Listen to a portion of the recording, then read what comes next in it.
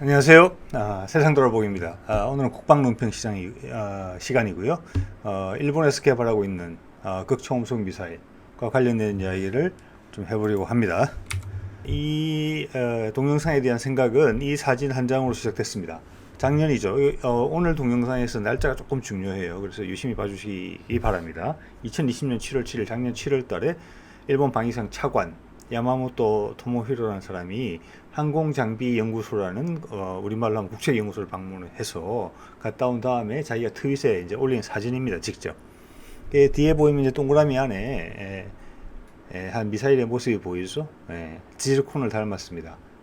러시아가 개발 중인 극초음속 미사일이죠. 외형상 내년이나 내후년에 이제 실전 배치될 것으로 보이고 최근에 이제 발사 실험을 성공적으로 마친 것으로 알려져 있습니다.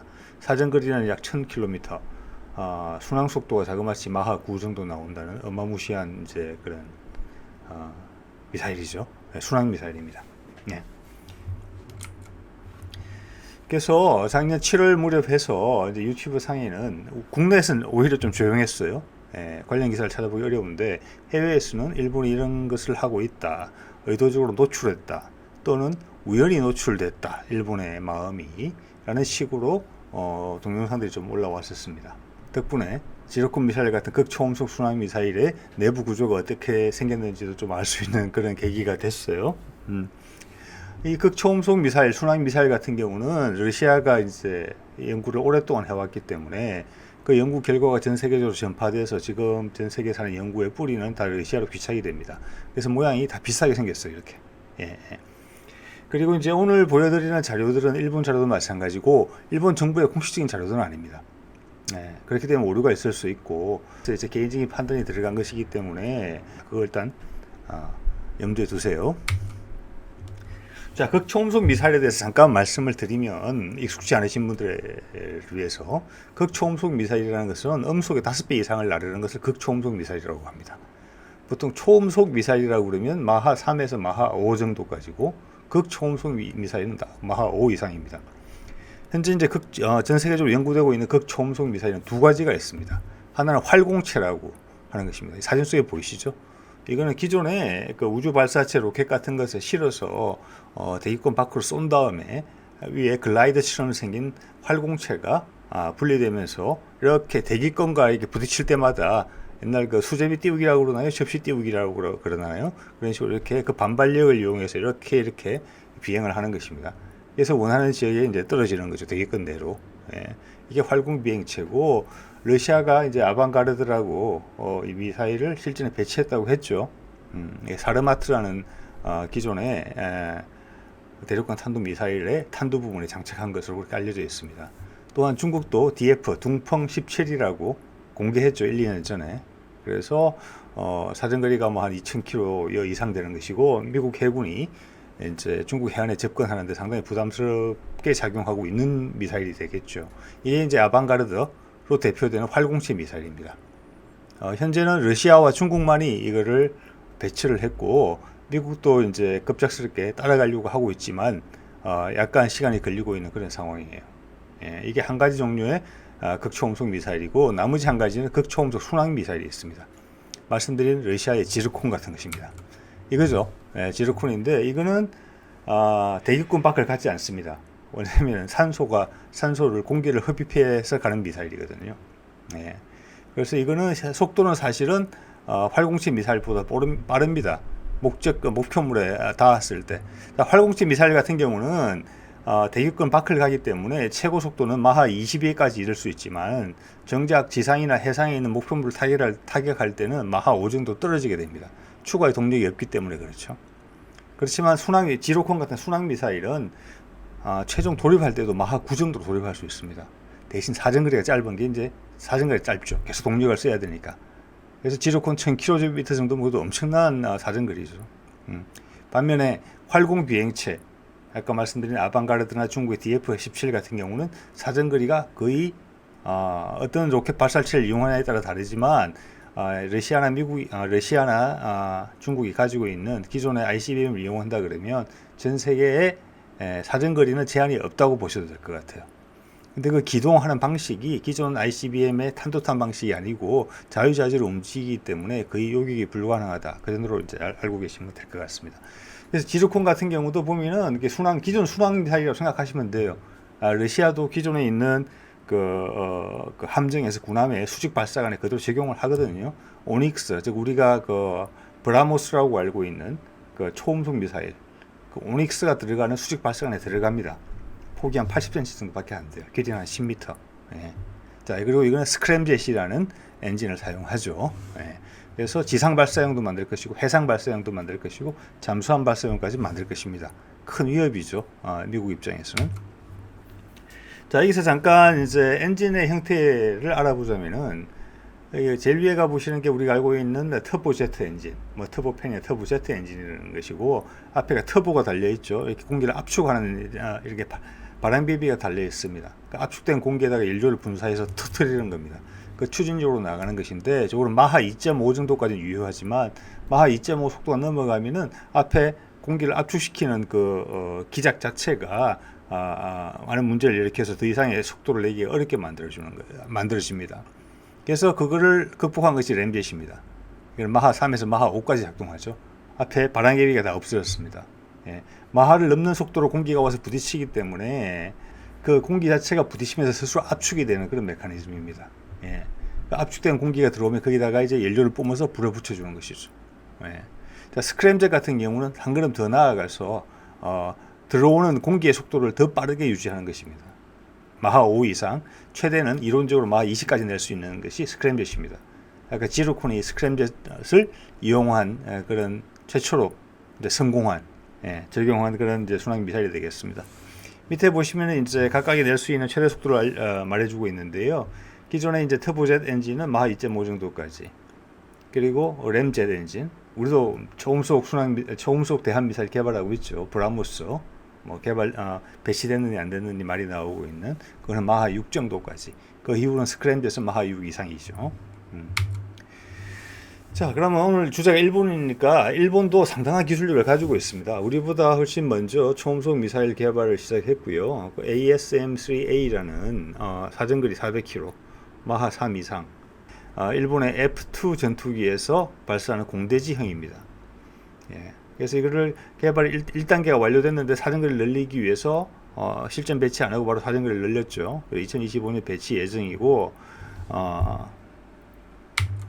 우리도 여기에 대응해서 최근에 이제 기사가 나오기 시작했죠. 제가 생각하기에는 지난번 관련 동영상에서 말씀드린 것처럼 처음에는 함대함 버전으로 나온 그 브라모스 방식의 램젯을 이용해서 짧게 만들려고 했던 것 같은데 그게 기술적 어려움에 좀 봉착했던 것 같아요. 그래서 이걸 결국은 덕티드 램젯으로 옮겨 탄 겁니다. 그래서 사정거리 500km, 직경은 40cm, KF-X의 내부 무장창을 감안해서 디자인되지 않았느냐. 예. 그 덕분에 브라모스 기반의 함대함 초음속 대함 미사일 같은 경우는 좀 더 사정거리 면에서 여유가 있는 디자인이 설계가 가능해졌을 것 같다라는 추정을 제가 말씀드린 바가 있죠. 관련해서 조금 더 궁금하신 분들은 제가 얼마 전에 작성한 동영상을 보시면 될 것 같아요. 그래서요, 공대지에 대해서는 이렇게 저희가 대응을 하고 있는 것이고, 자, 그래서 또 출처를 조금 알기 어려운 일본 관련 자료를 보면은 일본의 극초음속 미사일 개발 계획이 나옵니다. 그래서 제가 동그라미로 이렇게 표시를 해놨는데 2029년에서 2038년 사이에 보면은 지르콘을 닮은 극초음속 순항 미사일, 오늘 대문 사진에 이제 보여드렸던 우리 항공모함에 당연히 위협이 될 수 있는, 그들은 물론 중국의 항공모함을 가상의 목표로 가정한다고 했지만은 미사일이 뭐 국적을 가리지는 않겠죠. 버튼을 누르는 사람이 어떤 마음을 먹느냐에 따라 다르겠죠. 그 밑에 보면 활공체에도 대한 언급이 있습니다. 1차적인 활공체 미사일에 대한 개발은 2024년에서 2028년 사이에 마무리할 예정이고 2029년 후반에는 이제 개선된 활공체 형태, 지금 기존의 아방가르드와 좀 더 유사한 모습이 된다는 것이고, 비슷한 시기에 초음속 순항 미사일도 나올 것이다. 2029년 이후죠. 저희 항공모함이 2033년에 나오게 되어 있습니다. 자, 그리고 이 초음속 순항 미사일들을 제대로 사용하기 위해서는 예를 들어서 최소한 1000km에서 훨씬 그 이상의 적을 포착을 하고 중간에 유도를 해줘야 되기 때문에 처음부터 미사일에 뭐 레이더로 추적할 수는 없는 거거든요. 그래서 이걸 하기 위해서는 정찰 위성이 반드시 준비가 돼줘야 됩니다. 중간에서 목표의 위치를 계속 업데이트를 해줄 수 있는. 그래서 보시면 2028년 까지 또는 2029년 후까지도 어떤 위성을 확보하는 그런 계획이 제일 윗단에 나와 있음을 알 수가 있습니다. 우리도 그렇죠. 우리도 정찰 위성들 계속 올리고 있고 그 외에 GPS 위성들도 올리고 있고 현재도 뭐 군사 위성들 계속 올리고 있지 않습니까? 표준 위성이라는 이름으로 그리고 군지 위성으로 해서 아주 소모품적으로 아주 저렴한 가격에 많은 위성들을 띄우려고 해요. 그래서 많은 군지 위성들을 공장에서 이렇게 대량 생산해서 저렴한 가격으로 소모품식으로 올리려고 하고 있죠. 그래서 일본과 같은 준비를 하고 있는 것입니다. 우리도. 자, 그런 위성들이 상대방의 위치를 실시간으로 파악을 해줘야지 사정거리가 긴 미사일들을 쏠 수가 있는 것입니다. 상대방한테 맞힐 수가 있는 것이죠. 네. 그래서 일본도 한 번 더 말씀을 드리면 일본도 초음속 순항 미사일 그리고 초음속 활공체 미사일을 둘 다 개발 중이다. 네. 그리고 우리의 항공모함이 좀 더 위협적인 것은 그 종말 속도가 마하 9 이상에 달할 수 있는 초음속 순항 미사일입니다. 네. 왜냐하면 활공체 미사일은 그 기능을 발휘하기 위해서는 대기권 밖으로 쏘아야 되거든요. 소위 말해서 상승 단계에서 초기부터 상대방이 관측이 가능합니다. 날라오는 건 알지만 가운데 요격하기 힘들어서 그렇죠. 발견은 되는 것이죠. 그리고 최종 속도도 마하 5 정도, 5 이하로 떨어질 것이기 때문에 기존의 방어 체계로도 집중을 하면은 격추를 요격을 할 수가 있어요. 그렇지만은 순항 미사일, 지르콘 같은 것은 처음부터 저공으로 할 수도 있거든요. 근거리 같은 경우는. 네. 그러면 상대방한테 포착이 안 됩니다. 포착하기가 어렵고 최종 돌입 속도도 마하 9 이상으로 올 가능성이 크기 때문에 온다는 걸 알더라도 막지 못할 수가 있어요. 그래서 일본과의 우리와의 거리를 감안했을 때 우리에게는 극초음속 순항 미사일이 훨씬 위험한 존재가 아닌가. 특히 우리 해군력에는 더더욱 그렇다고 저는 봅니다. 예. 자, 그래서 우리도 이제 재미있는 이야기는 여러분들 좀 들어보셨을 겁니다. 우리가 처음으로 극초음속 미사일을 개발하고 있다라고 언론을 알려지게 된 계기가 된 것이 입법조사처 보고서예요. 이거는 이제 국회의원들이 입법을 하는데 필요한 정보를 제공하는 그런 보고서인 것 같아요. 입법조사처의 역할도 그런 것이고 2020년 6월 9일에 나왔어요. 기억하실지 모르겠습니다만 일본 방위성 차관이 방문한 게 2020년 7월 7일이에요. 일주일 차밖에 안 납니다. 우리가 조금 일주일 빨랐어요. 보고서 제목은 이렇습니다. 언론에 좀 보도돼서 들어보신 분들 계실 텐데 아마 보고서 표지를 보신 분은 많지 않으실 겁니다. 제목은 이렇습니다. 극초음속 무기체계 국제개발 동향과 군사안보적 함의 이렇게 되어 있고요. 그 마지막 장에 매점 말기 16페이지, 16쪽 정도 되는데 마지막 쪽에 나가며 매점 말에 이렇게 되어 있습니다. 제가 잠깐 읽어볼게요. 우리 군도 극초음속 무기개발과 관련 2000년부터 산학 공동으로 다양한 연구 진행해 왔으며 2004년부터는 국방과학연구소가 주도적으로 관련 연구를 진행하고 있는 것으로 알려져 있음. 돼 있고 구체적으로 언급합니다. 2004년부터 2007년에 액체 램제트 추진기관 개발. 이게 브라모스에 들어가는 램제트 엔진 그겁니다. 그렇게 충분히 볼 수 있고요. 그 다음 2010년에서 12년 사이에는 하이파 퓨전형 극초음속 핵심 기술 응용 연구를 실시했다라고 되어 있어요. 이건 뭐냐면은 지금의 스크램젯은 램젯 스크램젯 이중 연소 엔진입니다. 뭐냐면 스크램젯을 하기 위해서는 속도가 마하 4 정도, 5 정도까지 올라와야 되고 램젯이 작동하기 위해서는 속도가 마하 2, 3까지 올라와야 됩니다. 그래서 스크램젯과 램젯의 기능을 동시에 구현한 것입니다. 그것을 했다는 것이죠. 그게 뭐 지르콘이나 지금 극초음속 순항 미사일은 다 이 기술이 들어간다고 보시면 돼요. 자, 그 이후로도 17년까지 초고속 공기 흡입 엔진 특화 연구소 설치를 통해서 각종 연구를 성공적으로 수행했다 이렇게 되어 있어요. 그리고 마지막으로 이제 2018년부터는 마하 5 이상이면 극초음속 미사일이고 지르콘 순항 미사일과 같은 것이고 일본이 개발 계획을 잡고 있는 그 미사일입니다. 지상 발사형 극초음속 비행체를 개발하고 있으며 2020년까지 비행 시험을 완료할 계획이다. 군에서 소요만 제기해 준다면은 2023년 이후는 실전 배치가 가능하다. 체계 개발을 통해서 이 이야기입니다. 상당히 강력한 어떻게 보면은 표현을 한 것이죠. 국회 보고서에서. 그래서 저는 한일 간에 극초음속 미사일 개발 경쟁을 하고 있는 게 아닌가 이런 생각을 하게 됩니다. 앞뒤 정황을 보면 2018년 10월에 한국 대법원이 일제강제징용 배상 판결을 내리고 거기에 대한 이제 반발로 2019년 7월 일본이 무역 제재를 하죠. 우리 반도체 디스플레이 사업의 핵심 원자재들의 수출을 제한합니다. 총칼을 들지 않았을 따름이지 우리한테 전쟁을 건 거나 진비 없습니다. 우리 보고 죽으라고 한 거니까요. 자신은 살고 우리를 죽이려고 한 거니까 전쟁을 건 것이죠. 물론 우리가 잘 극복해 냈지만은 일본의 의도는 하여튼 그랬던 것 같습니다. 그러자 2020년 1월에 입법조사처에서 앞서 말씀드린 그런 보고서를 내요. 이 보고서를 처음 봤을 때 제 생각은 미국 트럼프 행정부와 전작권 부분 그리고 다른 부분에 여러 가지 갈등 요인들이 있었기 때문에 뭐 주둔비 등등 해서 우리나라 전작권이라는 부분을 가지고 어떤 지렛대로 활용하고 있던 그런 시기였기 때문에 전작권 전환을 위한 어떤 우리 쪽에서의 어떤 의지 표명 당시 뭐 지금도 미국은 없지만은 극초음속이나 활공체에 대해서 미국은 지금 약간 뒤처지고 있는 셈이죠. 예. 그래서 우리는 이만큼 강하다는 걸 표현하려고 했던 것이 아닌가 이렇게 싶었는데 거기에 대해서 일본이 반응을 했을 수가 있겠어요. 예. 그게 아까 앞서 보여드렸던 2020년 7월 7일 일본의 그 방위성 차관이 본인의 트윗에 올린 그 사진. 저는 그거 사고로 올라갔다고 생각되지는 않습니다. 일본 사람들도 꼼꼼하죠. 예. 의도적으로 저는 흘렸다고 봅니다. 우리는 이미 이런 게 실물 모형으로 나와 있어. 이런 식의 멘트를 우리한테 날린 거라고 봐요. 우리를 경제적으로 죽이려고 했는데 국방적인 면에서 우리가 한국보다 절대 미치지 않고 뭐 여태 계속 우위에 있어 왔기 때문에 너희들 우리가 마음만 먹으면 이런 것도 있단다 라고 군사적으로도 한번 방위성 차관이 보여줬다 이렇게 해석할 수 충분히 있거든요. 그러자 한 달 만에 정경도 전 국방장관이 국방과학연구소 생일날 가서 극초음속 개발을 서두르겠다 이렇게까지 이야기를 한 번 더 합니다. 이 두 번의 정경도 전 국방장관의 이 멘트는 일본에 대한 멘트였을 가능성이 크다고 봅니다. 예. 물론 미국에도 같은 어느 정도 효과를 가지겠지만요. 그러고 나서 군에서는 소요 제기 이야기도 나옵니다. 말씀드린 것처럼 소요 제기만 한다면은 20년대 중반에 실전 배치가 가능하다는 이야기죠. 예.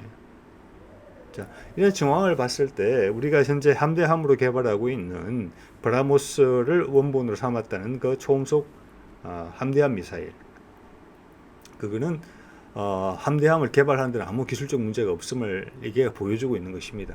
어떤 다른 더 큰 욕심을 냈기 때문에 제 짐작한데는 그것을 극소형화시켜서 공대지용으로도 같이 만들려고 했기 때문에 문제가 생겼던 것이지 함대함 버전으로만 개발하려고 했으면 진작에 아마 배치가 끝났을 겁니다. 예. 자, 그래서 그 부분은 아까 말씀드린 것처럼 덕티를 MGS로 대체하기로 한 것이죠. 예. 자, 그런 것도 우리가 한번 여기서 생각해 볼 수 있는 여지가 있는 부분이 되겠고요. 그래서 한국과 일본 사이에 약간의 군비 경쟁을 지금 하고 있는 상황이다. 저는 그렇게 봅니다. 실제로. 그게 이제 극초음속 미사일은 그 중에 한 사례고요. 따지고 보면 일본보다 우리가 더 빨리 가고 있는 것이죠, 이게. 예. 그래서 이 부분에서 사실 일본은 좀 충격을 받았을 것이라고 봅니다. 예. 자, 그러면 이렇게 한일 간에 군비 경쟁을 하고 있는 배경에 대해서 한번 마지막으로 한번 생각을 해보면은 미국의 절대적으로 상대방을 압도할 만한 힘을 이제는 보여주고 있지 못하다. 아직 제일 세죠, 당연히. 그렇지만 예전만큼 압도적이지 못하다. 거기에 여러 가지 이유가 있겠습니다만은. 그리고 최근에 아프간 사태에서 그 적나라하게 그걸 보여줬죠. 미국이 면을 많이 잃었습니다. 특히 동맹국들한테는. 예. 자, 그런 배경이 있고 그 다음 극초음속 순항 미사일 활공체 옛날 미국에도 다 했던 거지만 지속적인 연구를 하지 못했죠. 그래서 잠재적 적국이라고 생각하는 미국이 중국과 러시아가 실전 배치를 그냥 들컥들컥 해버리는 상황에서 미국은 마음만 급한 상태가 됐습니다. 예.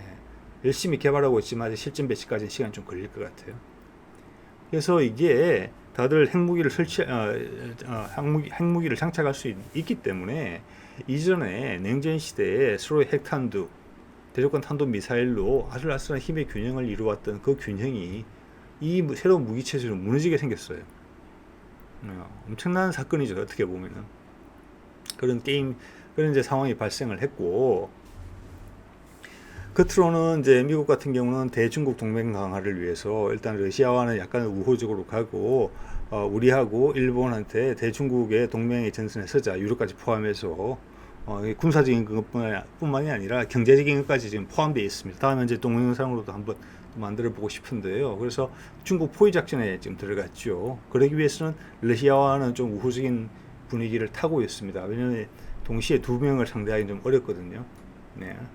그렇지만 주변 동맹국들도 다 알고 있습니다. 미국의 힘이 예전 같지 않다는 것은. 그리고 거의 미국의 수준에 육박한 중국의 그 경제력, 그리고 중국 경제가 전 세계 글로벌 경제에서 차지하는 걸 감안했을 때 미국의 동맹국들도 그 처신을 잘해야 됩니다. 우리도 마찬가지고 일본도 마찬가지겠죠. 게다가 미국의 절대적인 힘이 보장되지 않는 이 상황이기 때문에 어느 정도의 각자 도생의 분위기가 일고 있는 것이죠. 오랫동안 지난 20-30년간 지속되어 왔던 군비 축소의 분위기가 대충 끝이 나고 새로운 군비 경쟁의 시대가 지금 돌아오고 있습니다. 나의 안보를 남한테 맡기기 어렵게 된 것이죠. 자, 그런 맥락에서 봤을 때 얼마 전에 그 미국의 대북 특사가 인도적 지원이 가능하겠다, 미국이 이런 멘트를 날렸죠. 그래서 북미 간 평화적 해결 가능성이 상당히 좀 높아지지 않았느냐. 그 과정에서 우리가 미국과의 동맹 관계를 유지하는 데 있어서 어떤 거래 관계가 있지 않았느냐. 왜냐하면 전자권 전환에 대한 미국에 대한 압박이 지금 사라져 있거든요. 왜냐하면 그거는 북미 간의 관계 개선만 되면 전자권이라는 것은 의미가 없습니다. 북한이라는 적을 대상으로 만들어진 게 연합군이고, 연합군의 작전 지휘권을 누가 가지는 게 전자권이기 때문에 그런 것이죠. 그거는 그렇게 이해를 하셔야 됩니다. 그리고 우리 군에서 강조하는 표현이 있죠. 전방위 위험 대책입니다. 전방위라는 단어가 상당히 중요하죠. 북한, 중국, 일본 안 가리는 것입니다. 다 있습니다. 거기다가 우리한테 탄도탄 위협이 북한만으로부터 오는 것은 아닙니다. 중국으로부터 올 수도 있고, 일본으로부터 올 수 있겠죠. 미래 일은 누구도 모르니까요. 그래서 우리가 언급하는 상승 단계의 요격은 다 우리가 근거리에 위치한 나라, 다 수백 킬로밖에 안 떨어져 있거든요. 중국, 일본, 심지어 러시아도. 그 상승 단계의 요격을 의미할 때는 반드시 북한의 탄도미사일만을 고려하고 있는 것은 아니라는 것도 염두에 두셔야 될 것 같아요. 제 생각은 그렇습니다. 자, 오늘은 일본이 개발하고 있는 초음속 순항미사일, 일본판 지루콘에 관련된 이야기, 그리고 우리의 대응, 또 왜 그렇게 됐을까에 대한 그런 부분들에 대해서 한번 이야기를 드려봤습니다. 네, 오늘 여기까지입니다.